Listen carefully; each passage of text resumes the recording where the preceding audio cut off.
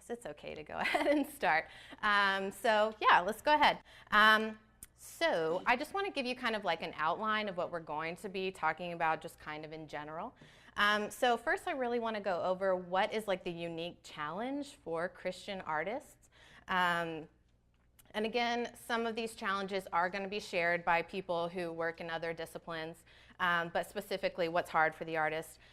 Second, we're going to be talking about why the job of the Christian artist is important, right? So what is the purpose or purposes that they have? And then third, we're going to be talking about how can the Christian artist be successful and God-honoring. And we are going to unpack a little bit more about what I mean by successful. We're not just talking about like famous or money or whatever, but definitely that can apply as well. Okay, so first I kind of wanted to get into the title. So just a show of hands, how many of you guys have like heard the phrase, "Here there be dragons," or anything like that? Okay, so I actually got this from, I was watching a documentary. Have you guys heard of the band Korn? They're like a hardcore band. Anyway, and so the lead singer is actually a Christian. I don't know if you guys knew that or not. And he was actually being interviewed, and the interviewer was also a Christian, and they were asking, so why did you decide to go kind of the secular music route? Because he became a Christian after the band, kind of started, and why didn't you switch over?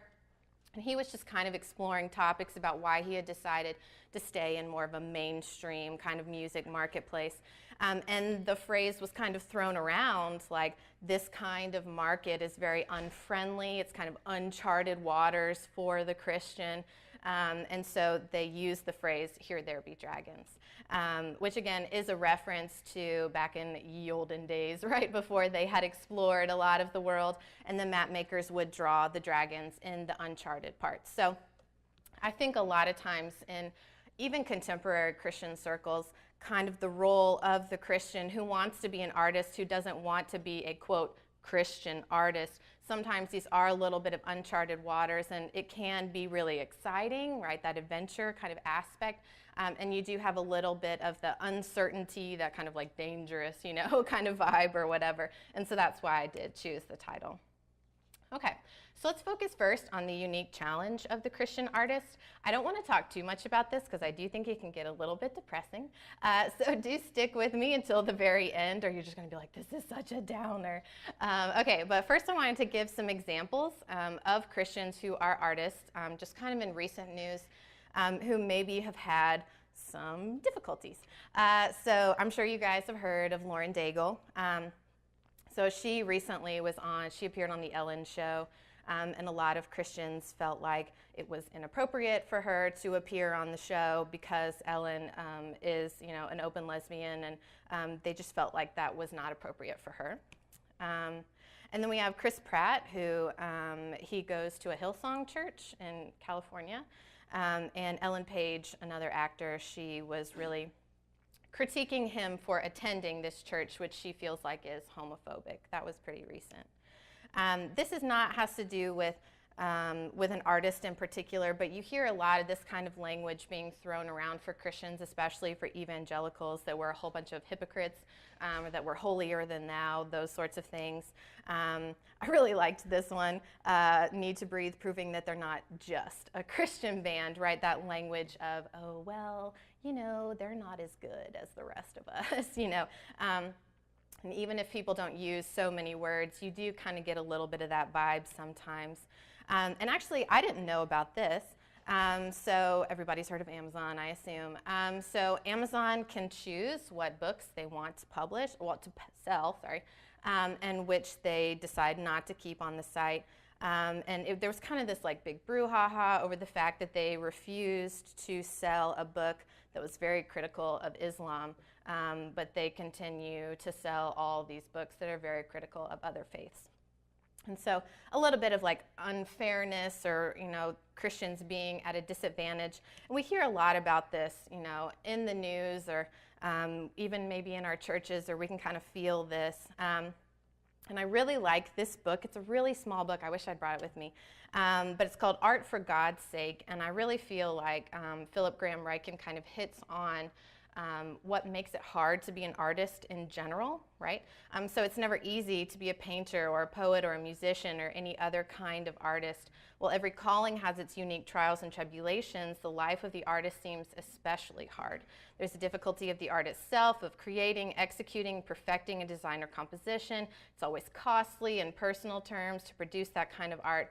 You know, and the artist is often going to be misunderstood. I was actually having a conversation with another writer, and we were talking about how artists, as a general, we tend to be like really sensitive, just kind of people, you know, and then you put us in this realm where we're frequently going to be rejected. You're going to be rejected by somebody, you know, as an author, either you're an agent or an editor or a whole bunch of readers, and we're like, why do we put these like sensitive people in this arena where you're constantly going to be, you know, hit or whatever? I mean, but actually creating the art itself can also be very difficult. I know Ernest Hemingway, when he was asked, how do you write? And he said, oh, it's really easy. You just open up a vein and bleed onto the page, right? So kind of this idea that the actual, like the verb, right, the actual action is very difficult. And then, of course, we add that to being a Christian in a marketplace that's not super friendly. You have this added pressure. So I do think from a Christian perspective, we often get criticism from inside and outside communities. So from inside, you get a lot of this, well, you're not being Christian enough, or you're not staying true to your personal testimony or witness or whatever, like the Lauren Daigle kind of situation. And sometimes that's true, you know. I mean, absolutely, we can fall by the wayside or whatever. But sometimes it just does seem like people are taking, you know, pot shots at people. And then from the outside, you are also going to get, you know, this kind of idea that, oh, well, Christian artists, they're not as good as everybody else. You know, they're like over there in that category, right? So this idea that you're less talented, or maybe that you're just kind of a backwards thinker, right? We hear these words get thrown around a lot, like, oh, those people are bigots, or, oh, those people are racist, or, oh, they're homophobic, or whatever you want to call them, right?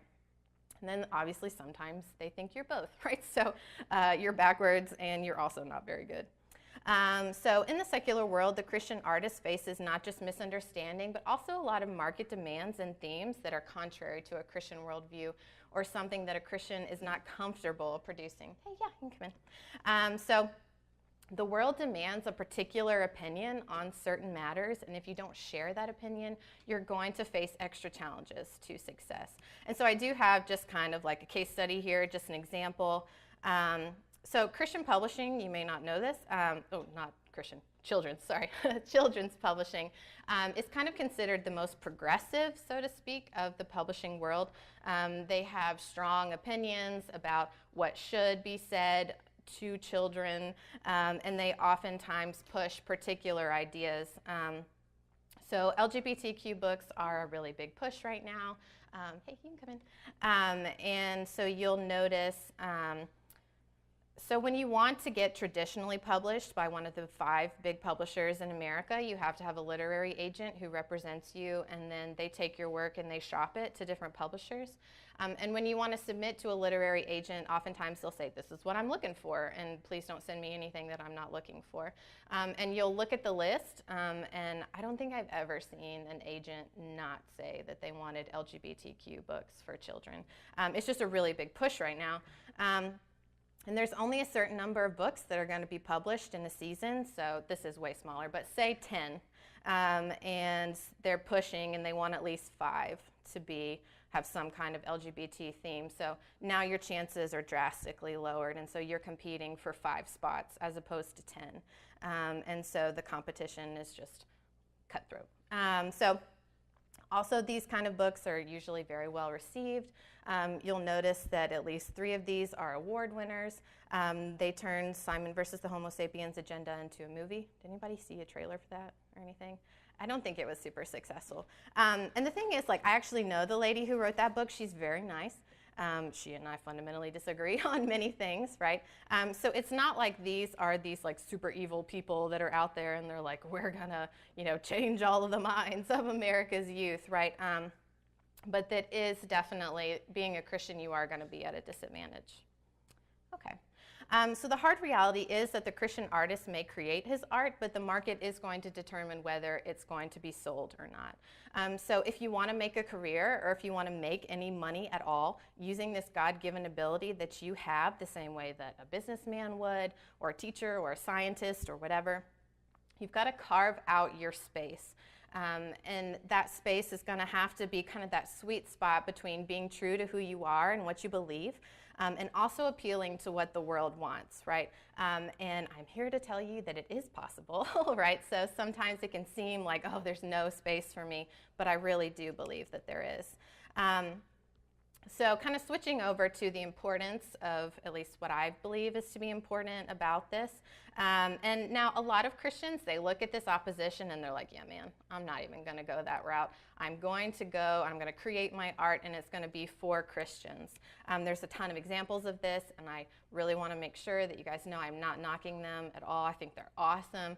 I love Francie Rivers, for example. I think she's a great writer. But like, for example, there's not a lot of non-Christians out there watching the movie Fireproof, okay? So that was made for Christians. It's kind of like a discipleship sort of material, right? And from a business marketing standpoint, they are oftentimes, for example, in the book world, they are separate publishers. Or you would have, say, HarperCollins, one of the big five. They have particular subgroups within their business, and they publish Christian fiction or whatever. They are marketed very differently, all that kind of stuff. So again, I think it's really awesome. We do really need these kinds of art. But for the purposes of this presentation, I am specifically talking about the kind that is more for everybody, right? So you're going into the secular marketplace. Okay. So because so many of us have retreated into creative spaces reserved only for Christians, a lot of times we've just abandoned the arts to secularism. So we see places like Hollywood, you're like, oh, it's Sodom and Gomorrah, I can't go there, you know. And we just worry there's nothing that we have to offer. And I think the only way that we can really see what we do have to offer is to understand the purpose of our art kind of inherently. And I feel like there's two kind of main purposes. And the first one is just this idea of it being an act of worship. So a lot of times as Christians, we tend to think, especially in the church, that art really only has a value if you can see it in a practical or tangible way, right? So you have someone in your church, they're a really good singer, or musician or whatever, and you're like, oh, please sing in the praise team, you know. Or you're like, oh, we have a painter, can they do a mural in the children's wing, you know, of Jesus holding children, you know. And those are awesome things. But we have, as artists, much more to say than that. So Christian art is a bigger, broader category. And I think especially as Christians, sometimes we don't appreciate art for just having its own value. So yeah, again, the Christian artist has a lot more to say than what can be written in a single tract or in a single hymn. So first and foremost, art of any kind, Christian or otherwise, has an innate value in that it is an act of finite creation, right? So art doesn't have to have any practical value, so to speak, to have worth. Now, oftentimes, again, it does have a lot of practical value as well. But especially for the Christian who understands what they're participating in, right? So we have our finite creativity, and we're participating in this act of creation as a small, little tiny reflection of the infinite creation of God's creativity, right? So again, our art is an act of worship. And then for this, you don't have to have anyone to witness your art, right? It can just be you and the Lord in this way that it's worshiping. I really love, Francis Schaeffer is one of my favorite philosophers, and he has this really great book, Art in the Bible. Again, not super big, just really slim, nice volume, but I really like the way he says this. So as a Christian, we know why a work of art has value. Why? First, because a work of art is a work of creativity, and creativity has a value because God is the creator. The first sentence in the Bible is the declaration that the creator created. Second, an artwork has value as a creation because man is made in the image of God, and therefore man not only can love and think and feel emotion, but also has the capacity to create. So again, just that idea of participating in creativity. And then the second, which I feel arguably is less important purpose of Christian art, is its persuasive power. This is more like the evangelistic side, right? So art is a type of testimony, but it's engagingly delivered, right? So you're going to be more moved by this wonderful painting or this wonderful piece of music much more than me standing up here, okay? So I would like to think that the books that I write are a lot more interesting than this talk that I'm giving right now, right? So that idea of art being a vehicle that can really get these ideas and it tugs on your emotions maybe more than like a sermon would, right? This is just my personal pet peeve. This is probably going to be the only thing that you remember from this talk. But I do feel like many Christians have put all their cultural eggs in the politics basket, right? And we have abandoned the arts as a lost cause. And we've retreated from cultural conversations in Hollywood and Nashville and New York, right? But battles are won in hearts and minds before they're won on the Senate floor. And again, I'm not saying that politics is, we should retreat or anything like that. I think the Christians who are in Washington are doing wonderful things, but we can't say this is our big push, right? This is the only thing that we're doing, right? We need to be doing other things as well. Okay, we'll skip over that one. So now we kind of look at how is that possible, right? So how are we communicating, having that vehicle of art? Right, so I'm curious, just a show of hands, how many of you guys have heard C.S. Lewis's Argue from Desire or Transcendence or? Okay, so a few. I know that a lot of people are like, I don't know how about this argument. I like it. So I really love St. Basil the Great talked about how by nature men desire the beautiful, right? So this idea that we're all looking for something transcendent, it's this kind of innate longing inside of our hearts. And I do believe the Christian artist is primed to provide and show, point to that beauty, right, of the Creator. And again, C.S. Lewis famously detailed how a desire for beauty led him to accept Christianity as this idea of a true myth. He talks about how Christianity was just so beautiful. The actual story of it was amazing. And so at its core, Christian art needs to be a reflection, right, of the beauty of our Creator. And it also needs to be a response to that beauty. Okay. Also, Schaeffer, again, he kind of highlights how art heightens the impact of a worldview. Again, it can make it look more attractive in that moment, or it can provide it with clarity. You're looking at something in a different way. Maybe you have heard, a non-Christian has heard it said, yeah, I know, Jesus died for my sins. But when they actually read something with a redemption theme and it tugs on those emotions and they go, whoa. I've never seen it that way, right? Or when they look at one of these beautiful murals in Italy, I went to the Sistine Chapel and I just remember standing there and I was just in total awe, or like when you watch a movie like The Passion of the Christ or something like that, it's just a different kind of communication. And because it does have an evangelistic bent, I do think we need to approach art the same way that we would do any kind of missions endeavor, right? So we want to be sensitive and we also want to have a purpose. And I do think, when you're asking yourself, well, what do I have to offer to the world? What can I give the market? When they say they don't want anything from me, what can I offer them? And I think you can offer them something that they intrinsically want, but they may not recognize that they want it. And I did want to give an example. How many of you guys have seen Zootopia? Anybody? Love this movie. Okay, so I really like this movie because I feel like it's a great example of something. It's a piece of art, and they used all the different conventions very well to communicate a particular message. Let me pull this up. Okay, let me make sure that it works. Okay, here we go.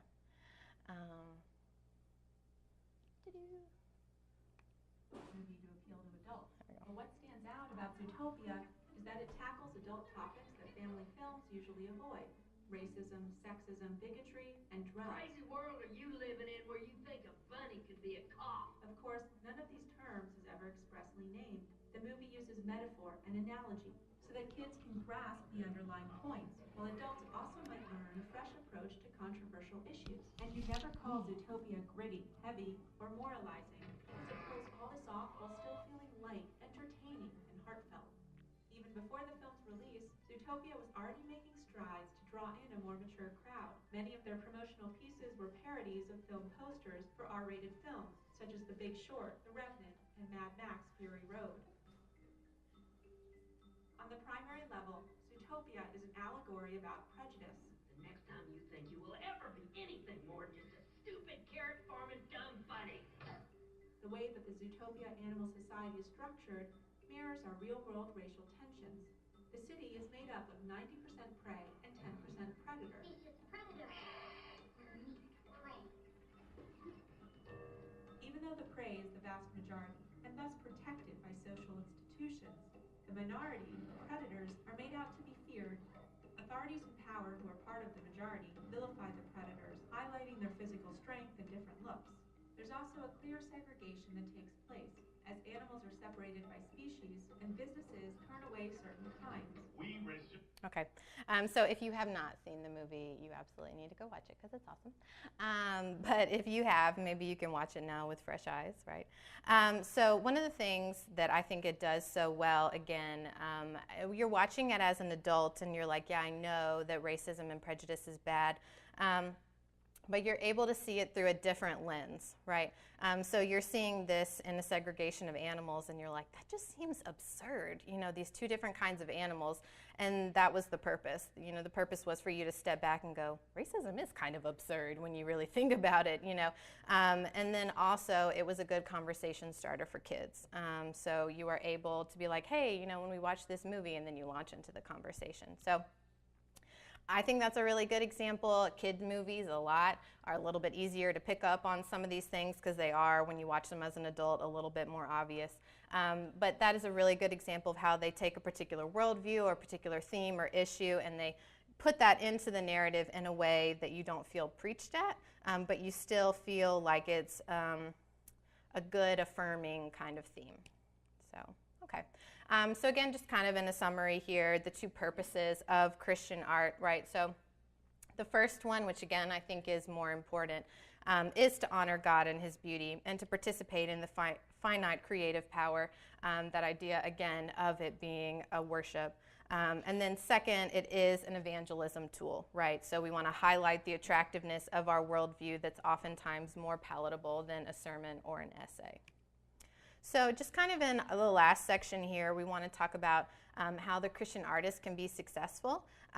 These are some artists who are not quote-unquote Christian artists, right? They're artists who are Christians who are successful. So I think you guys probably recognize Lecrae. I can never remember Patricia's last name.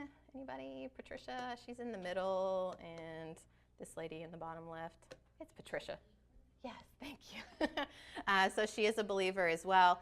And then the guy on the bottom right, he's a painter. He has beautiful paintings.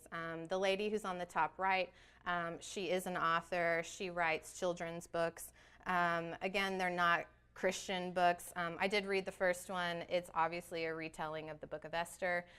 She never says so, but on her social media, and she's very open about being a believer, journaling through the Bible, all those sorts of things, using her public persona and platform to talk about her faith. So, a little bit of a caveat. So when I do say success, again, I'm not specifically talking about monetary gain or recognition.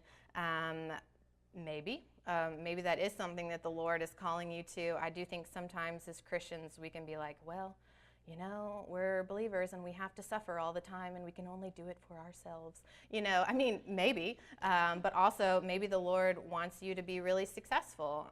And so again, that's just going to be a case-by-case basis as you are pursuing, you know, your faith, and that's something that He's going to show you and lead you in. But I am specifically going to be talking about how the Christian artist can be healthy and productive and also God-honoring in her behavior. So these are my 6 kind of tips here. Don't feel like you have to write them down right now. I am going to go through them one by one. So the first one, kind of what we have been talking about, right, the purpose of art. I really do think you need to have a robust theology of the arts. I really like this quote. It's pretty famous.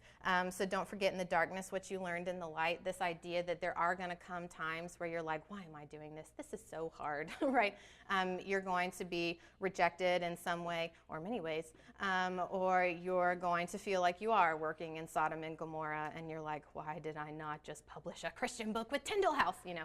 And I think in those moments, you really need to go back and remind yourself, why are you doing this? The same way that you would remind yourself yourself in any kind of ministry. So this is just an example. So again, a publishing example, because that's what I know. So in America, there's roughly 300,000 new books traditionally published every year. Does anybody know what traditionally published means? Anybody? Yeah, by like a big 5 publisher. So there are 5. There used to be 6 big publishers in America. Let me see if I can name them all. So there's Penguin Random House and HarperCollins and Simon & Schuster and Hachette. I always want to say Hatchet, and I always get corrected, Hachette. And Macmillan. And then within those big 5, there are smaller groups. So I think Tyndall is owned by, Thomas Nelson's owned by HarperCollins. Anyway, so when we say traditionally published, we are talking about a big publisher. It just basically means not self-published, okay? So 300,000 new books. And now you may be like, wow, that's a lot, but that's across like all genres, all publishers, and a lot of these are going to be like, say it was published in hardcover last year and now it's coming out in paperback, like that still counts. And now those 300,000 are less than 1% of the books that are submitted to agents and editors. So again, the way that traditional publishing works is you write a book, hopefully it's good, and you send a letter to a literary agent and you're like, hey man, will you be my agent? And you basically pitch yourself, and then they're like, no, maybe, no, so they're like weeding through all these different letters. Hopefully they'll sign with you. If they sign with you, then they pitch that book to all these different editors at publishing houses, and then the editor has to purchase it. It goes through this like long process. Anyway, so all of those books that are submitted, only 1% of those are going to be published. So the odds are not in your favor, but it actually gets worse. So they did a recent study in 2017 that the median income for a traditionally published, like a big 5 published author, full-time is $20,000. And now you're thinking, but I thought everybody was J.K. Rowling and they're just like rolling in it, right? Yeah, J.K. Rowling or Suzanne Collins or James Patterson or Nora Roberts or all of these people that you see like in the airport. They are like the 1% of the 1%. Most authors that I know are seriously hustling all the time, and many of them have another job, or they're having to publish multiple books a year, which is really difficult, right? So you really have to have a good reason to stick with a career that's really hard. There's no guarantees. It could end at any moment, right? Your publisher may never want to buy a book from you again.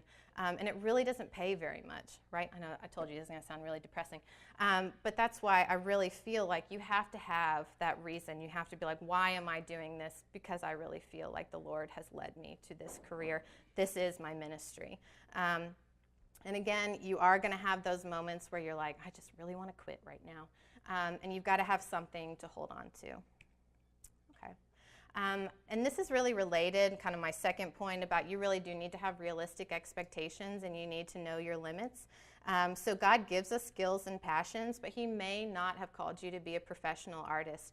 In one of my seminary classes here, I remember one of my professors saying, the call to be a pastor or missionary or whatever, you're not actually called to be a pastor unless somebody hires you, right? But the idea of having the call to be an artist is different. Nobody has to hire you for you to be an artist, right? So if you are a writer, if you write something, you are a painter, if you paint something or whatever, again, you may not make any money. It may just be shared with the Lord, or it may just be shared with your family or your church family or whatever, right?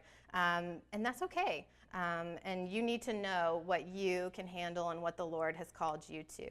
And again, also very much related to the first point, there's really no shame in needing to retreat from outside or inside criticism. There are going to be times where you are feeling like you're working in Sodom and Gomorrah and you're going to have to be like, I need a break, man. And that's really related to my next point, which is that you really need to find your squad, right? You really need to have your group of people, just like in all aspects of the Christian life. But I do feel like when you are in a market that's very unfriendly to you and your beliefs, and who you may feel like you can't be your true self with, it's really extra important for you to find your brothers and sisters in arms, right? And I expected some pushback from this in the first group, and I didn't get any. So if you really feel strongly about this, you can disagree with me. That would be interesting. So I do think sometimes you have to widen your criteria, right? So you may need to look outside of your denomination. You may even have to look outside of your faith. So one of my good friends in publishing is a Mormon. And she and I obviously do not agree on very much in terms of faith. And I cannot be 100% who I am with her. But sometimes it's just really nice to talk to someone who thinks that there is some kind of higher power out there, right? And so I do think you have to have levels in your professional relationships the same way that you do in your friendships and everything like that, because you are just going to have to be able to vent to somebody sometimes. So, okay. My fourth point is that you really do need to execute your art with excellence. I think a lot of times as Christians, because, I mean, let's face it, there aren't a ton of Christians in the world, right? So we are a minority. And then within Christians, there aren't that many Christian artists. So I think a lot of times, like in the church or whatever, they'll just like, man, we'll just take what we got. Okay, I know that she's not that great a singer, but she's the only soloist we got, right? And so that's fine, you know, in the local church or whatever. I mean, obviously we want to really hone our skills, but if you do want to take this outside into the secular marketplace, you are going to have to be good, right? You're going to have to try really hard. You're going to have to really curate your skills, and a lot of times you are going to have to fight twice as hard as others for the same opportunities. And I think this is something that I really had to learn. So you have to earn your chance to evangelize, right? So you can't just walk into the room and just start preaching, right? So they already are going to be unfriendly to what you have to say. And so first you need to be a great artist in that kind of scenario. And then after that, then I think you can be a missionary. And I think we actually do see this in Scripture. Again, you can push back if you disagree. I do think, again, he wasn't an artist, but Daniel did have to prove himself to Nebuchadnezzar before he was taken into the king's service. Joseph did as well in Egypt. He had to actually interpret the dreams correctly, right, to actually be taken in. And I think in our own Babylons and Egypts, we have to be great to be taken seriously, because you are going to be at an unfair disadvantage. Okay. This is another one that was definitely hard for me, so deciding what hills you're willing to die on and which ones you're not. I think when you're in this kind of scenario, you know, this kind of market, and a lot of times you're just going to want to fight about everything, and everything is like a live or die issue, right? Especially because you're going to be like, everyone is just crazy. And you feel like you're with a whole bunch of crazy people, and you're like, just let me show you how crazy you are, right? So, but I do think this is kind of an instance of, we do want to be all things to all people, so that by all possible means we can save some. Now, obviously, we don't want to compromise on the things that we believe in. We don't want to pretend to be someone that we're not. But I do think we have to be realistic about certain things. And I do think, you know, again, looking at Scripture, so Shadrach, Meshach, and Abednego, they stood up against idolatry, right? But we don't know how many smaller battles, cultural battles or whatever, they were like, I'm going to let that one go. And I think, again, we just want to be wise. We can't expect non-Christians to act or think like us, right? And again, there are going to be some things that you're like, I'm sorry, I can't bend on this. And I can't tell you where that line is, right? So that's going to be between you and the Lord. But I think we do need to ask ourselves, what are the issues that I'm not going to compromise on? And what are some that I'll just choose to be quiet about this? So I do have two particular scenarios, just to, you guys can tell me what you think. So this happened to a friend of mine. She was it was like a book festival, and she was sitting on a panel, and there was a whole bunch of different authors there. And one of the teenagers in the audience stood up, and she was gay, and she asked what kind of LGBTQ books she suggested. And my friend's a believer, and she does not include any of that kind of content in her own books. And, well, I won't tell you what she said. What do you guys think? What would you say?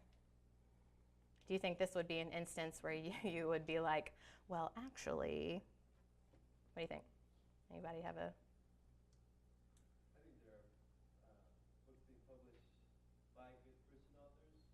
What is the best of the biblical view of all those issues?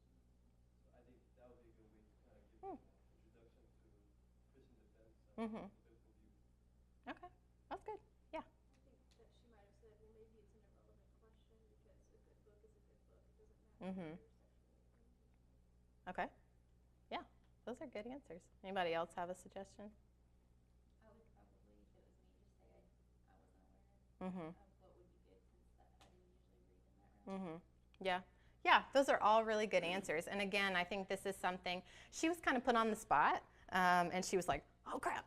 And I think, well, let me tell you what she did say. So we know a plethora of authors who write those kinds of books when you're in publishing. That's just kind of a thing. And so she did say, it's not in my books, but I do know this woman, and she writes more of what you're interested in. And I've never read any of her works, but I know a lot of people really like them. So she felt like this was not a moment in which she wanted to argue with someone in the audience and in any way embarrass this girl or herself or anything like that. It was just not an appropriate moment. And that was kind of what she decided. But I do think, again, that's going to be something that you're going to have to make peace with, between you and the Lord. And if you do decide to go this route into a creative career, I think you need to expect that people are going to ask you these kinds of things. And I think you do need to know, what's my line here? Like, what have I decided that I'm going to say? This scenario actually happened to me. So this one's slightly different. So I spent about 2 years writing and editing this book. It had been on submission with editors for a long time. When you get into publishing, you learn that it's less of an art and more of a business. So writing a book is art and publishing it is a business and marketing. And a lot of times when you go into a meeting, because there's a lot of people at the publishing house who have to decide if you're marketable or if you're going to be a good investment. And they need something to like sink their teeth into, where they're like, it's this meets this. And a really easy pitch, honestly, nowadays is it's this but gay. And my agent actually came to me and she was like, have you considered making this book more diverse? Based on the current market climate, she really wanted me to make the character gay. And I felt like this was a moment that I decided I wasn't willing to budge on. So I said no, and the book didn't sell, which is fine. But that was just a moment that I decided this is a particular hill that I'm willing to die on. But again, that was something that I had to decide, and she wasn't like angry at me or anything like that. But again, you just need to know going into it, this is what I'm planning on saying for things. This last one is also, this one's a little bit more personal as well. I do think when you're going into this kind of realm, a lot of times, because you are going to be in the minority, because you are fighting an uphill battle, a lot of times your reaction to criticism is always going to be, that's not true. No, that's not right. And a lot of times it's not right, okay? So a lot of times they are going to be throwing things at you, right? So, but sometimes it is true. And I think we don't want to let our pride get in the way of our witness.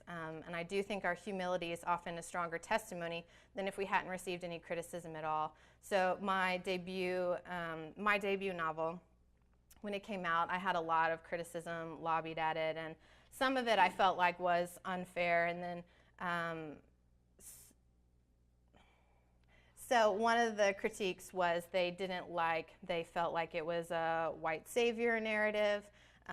It was at the beginning of the really big diversity push, and they did not like that it was, I wanted to write a book about a white character who realizes her own prejudices and then changes. And that's not very passé in this day and age. Anyway, and so I was very much criticized for that. They felt like I should have been more sensitive to my, fellow writers who are minorities. And I think at first I had this like visceral, like, what? You can't be saying this about me, and I think I had to step back and be like, some of this criticism I believe is unfair. And then some of it I had to be like, yeah, I think I could have been more encouraging of my fellow writers of color who are telling similar stories. And so I actually had a moment. So I've had multiple literary agents in my career, and when I was talking to my now agent, and she was going to offer representation, and she asked me about this, about the book and about the controversy and everything, and she asked me just straight up. She was like, "Would you write that book again?" And I was a little bit caught off guard, but I was like, you know what? Probably not. There are still aspects of that book that I really feel really passionate about. Redemption themes and facing your sins and all those kinds of things. But there were definitely aspects of it that I felt like I could have done better, and that maybe I shouldn't have touched on some of these things that I do think a person of color could have written better. And I mean, that was very honest, and I was just like, look, I'm just telling you right now, this is how I feel about this. And actually, that was what made her decision to sign me as a client, and she said, I really appreciate that you didn't just double down and argue about this, right? So you showed humility, and I really don't want to toot my own horn, guys, especially because this was really hard, I'm not going to lie. So just to be able to be like, yeah, I can stand behind some of these things, and some of these other things I'm going to admit that maybe I didn't do properly. And so I do think that can add to your testimony and to your witness. So definitely in closing, I have been asked a lot, so where is the modern C.S. Lewis, or where is the modern Bach, or the artisan of Exodus 31? And I do want to encourage you that they are out there, right? And so they're plugging away in a market that really doesn't value them. When C.S. Lewis wrote Narnia, the market was way more friendly to a Christian than it is now. And so somebody, you may not have heard of their name, but they are out there. And I do think we should support them how we can, and you too can join the group of us. So yeah, and just kind of the last couple minutes, I would love, if you guys have any questions or pushback or comments or anything? Yeah. You had a picture with Cray. Yeah. So when he first came out, I think his music, his art was, you could have called it, I called it, I still call it, his first album, Christian rap. Mm. And now I think he's gone into a direction of where, what you described, the artist first, who happens to be a Christian. Mm-hmm. So what's your view on being an artist and a missionary? Do you think we should pursue or encourage others to pursue to be an artist first as a Christian, or a missionary first as an artist? Yeah, that's a really good question. I actually got asked this in the last one as well. I do think we're looking at two different professions, so to speak, in terms of if you are going to be the Christian artist, if you're going to be Chris Tomlin or whatever. I think your purpose is more of a discipleship purpose, right? There is an off chance that a non-believer is going to hear how great is our God and be really moved. That would be wonderful. But a lot of times those are directed towards Christians, right? So it is fostering, a biblical attitude in that way, whereas someone... And Lecrae is a great example because he switched. And so he switched into this, I'm going to be the artist first, and also kind of the missionary in that route. I think it just depends, on who it is. I know some great writers who've decided to go the Christian publishing route, and they're very talented. And they have a lot of wonderful books, and they're able to be a lot more open about some things that maybe I'm not allowed to put in my books because it would be cut out because they would say that's too preachy. And I think, again, this sounds like a non-answer, but I do think you have to just, come before the Lord and be like, what am I supposed to be doing? How am I supposed to be, directing my efforts? I tend to see my own art as a means of worship first, so I want to do the best kind of worship, I guess, that I can. And then second is an evangelistic tool. Is that kind of answer? So, okay. Yeah.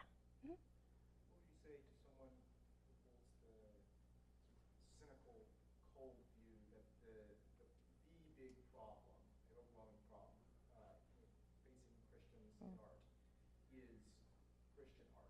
That Christian art is not as good. Bad, and the demand, most of the demand is for bad art in some way. That it's mediocre. Yeah, I do think, I'll be real careful about how I say this.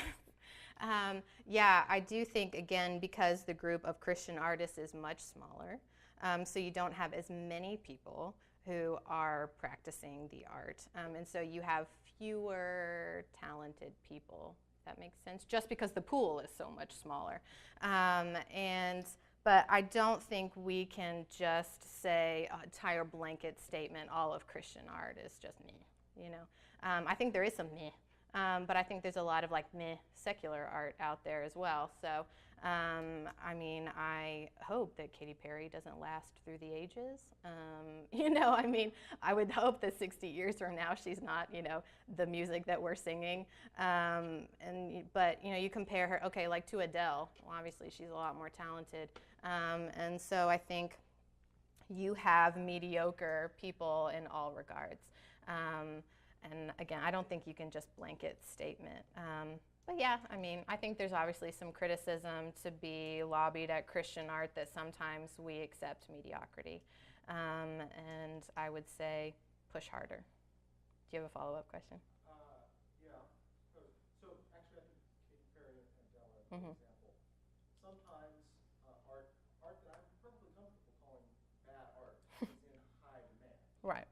Oh yeah. And that's what I'm, I guess what I'm really Oh, okay. about is Yeah. almost the economic Marketability. element of it is there's a market, if nothing else, there's a market for a direction or set of directions in Christian art that I think is explicitly is fighting against good artists like Lecrae, like Yeah. some others. Where everybody sounds like Hillsong or Chris Tomlin.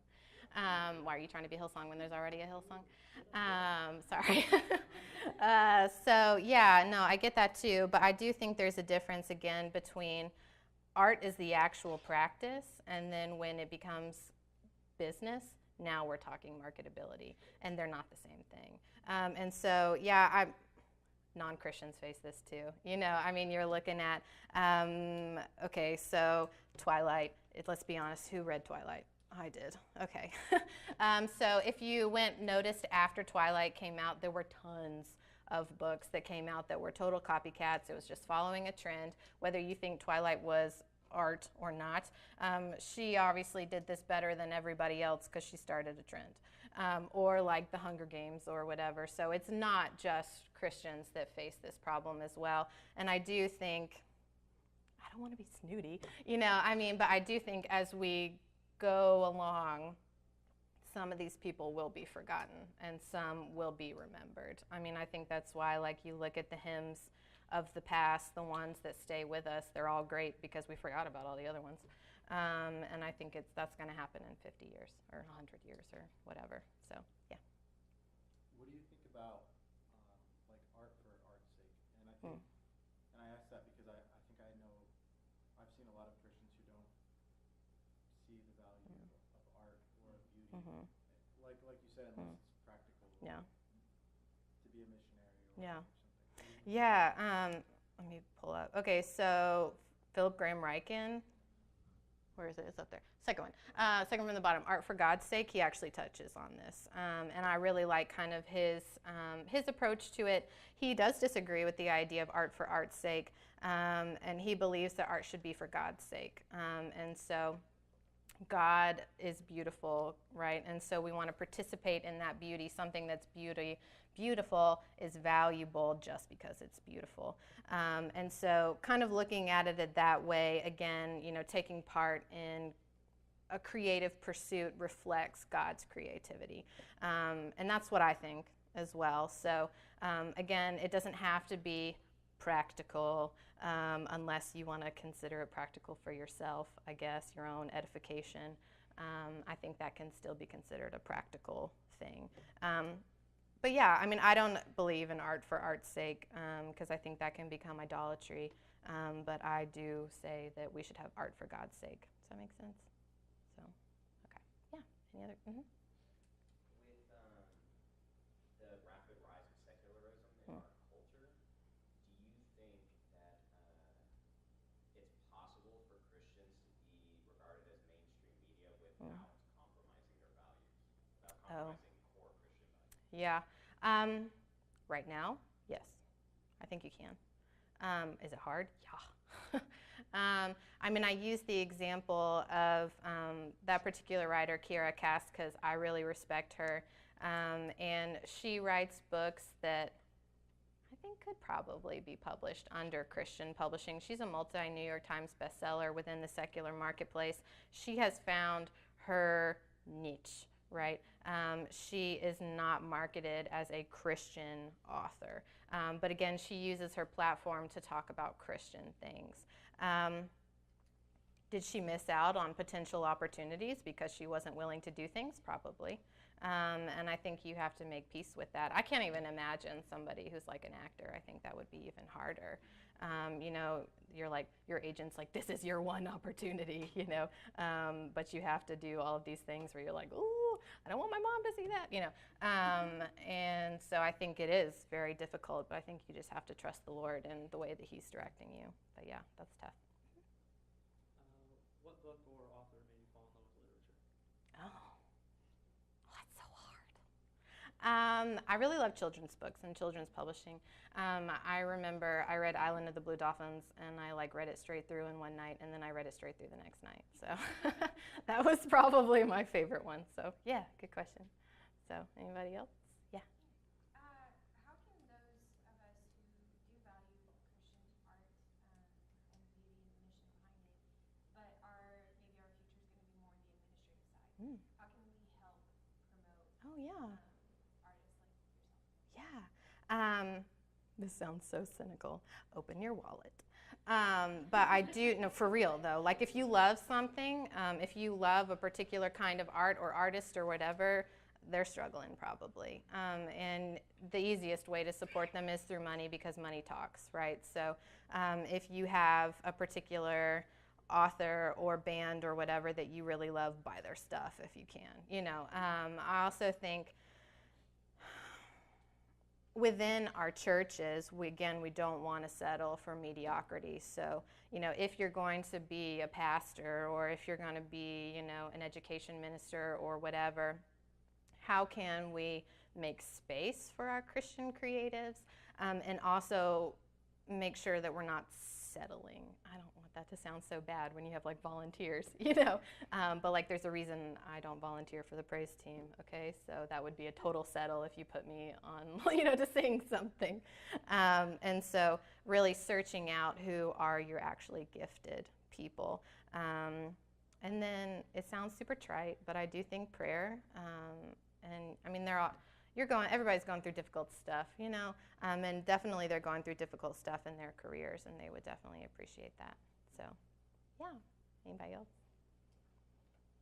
No? Okay. If you guys do want to read more about some of these topics, this is just kind of like my bibliography, some books that I really enjoyed. If you came last year, Nancy Piercy came and talked. She's awesome, lady philosopher. Support her. Also, and I did quote from Francis Schaeffer and Philip Graham Ryken's books. So, thank you guys.